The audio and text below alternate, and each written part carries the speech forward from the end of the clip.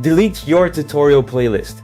I'm serious. What's up, guys? So I make Unreal tutorials for a living, and today I'm telling you to stop watching them because I've seen inside thousands of your projects in the Discord, and it's always the same picture, right? 14 folders, 0 shipped games, and the crazy part is the tutorials are the reason. So today we're fixing that. You see, every single one of us has that folder. Mine was called projects, and honestly it was a graveyard. The open world game with one gray island. The horror game that's just a flashlight in a hallway. The multiplayer shooter that never got past the lobby screen. Sound familiar? Yeah, and that's not a skill problem, that's a system problem. So let's talk about why this happens, because it's actually sneaky. When you watch a tutorial, your brain feels progress. You understand the notes, you follow along, everything compiles. It literally feels like learning. But here's the trap. Understanding someone else's solution and being able to build your own are two completely different skills, and watching only trains the first one. And that creates this loop, right? You watch a tutorial and you feel productive. You start a project and you hit a problem the tutorial never covered. That feels bad. So what do? You go back to what feels good. Another tutorial, another fresh project, another folder in the graveyard, around and around, for years. I've seen people stuck in this loop their entire game dev life, and the algorithm loves you for it. The moment you finish one tutorial, there's another one waiting. The ultimate course, the complete guide, part 47. You can spend years watching Unreal content, feel like a hardcore developer, and never once put a build in another human's hands. And look, I know exactly what some of you are thinking right now, but Gorka, I'm still learning. I'm not ready to make my own game yet. Guys, you will never feel ready. That feeling you're waiting for, it doesn't come from watching. It only comes from building. Nobody in history has watched their way into being a game developer. The readiness you're looking for is on the other side of your first ugly project, not before it. Now, the second killer, scope. Be honest with me. Your first project was an open world RPG, wasn't it? Or an MMO. We've all been there, but here's what the pros know. Every legendary studio prototypes with gray boxes and tiny mechanics. Your dream game is not your first game. Your dream game is what your first 10 shipped games train you to build. And by the way, nobody's first shipped game is good. Mine wasn't. The first thing I ever put out into the world was honestly embarrassing, and I still defend it with my life because it taught me more than 100 tutorials combined.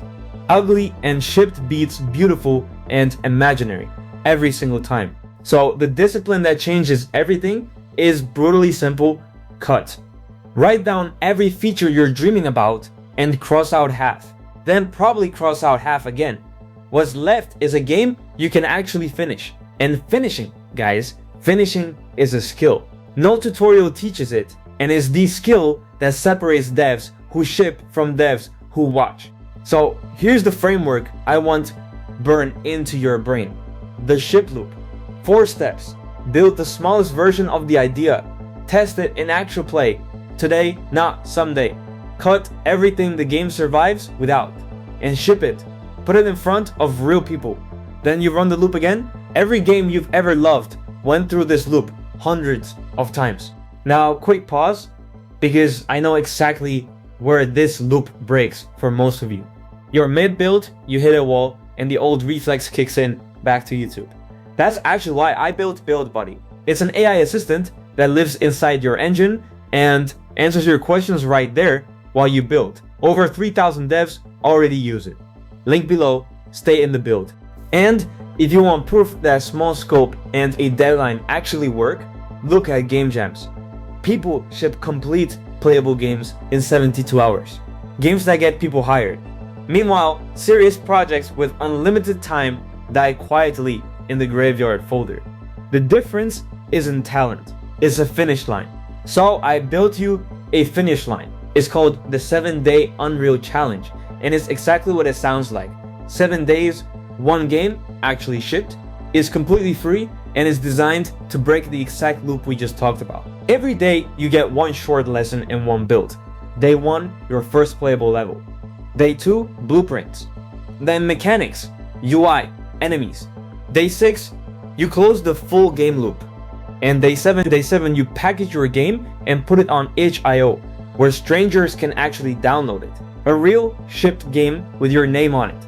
You get one short email a day, so you can't quietly disappear. The whole thing runs alongside our Discord with 12,000 devs building next to you. And when you finish, your game goes up on the graduate's wall, permanently. And since the first cohort is starting right now, you'd literally be one of the first names on it. And think about it like this.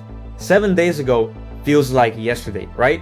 So be honest, if you had started this challenge last week, you would have a shipped game today. A real link you could send to your friends. Instead, how many tutorials did you watch this week?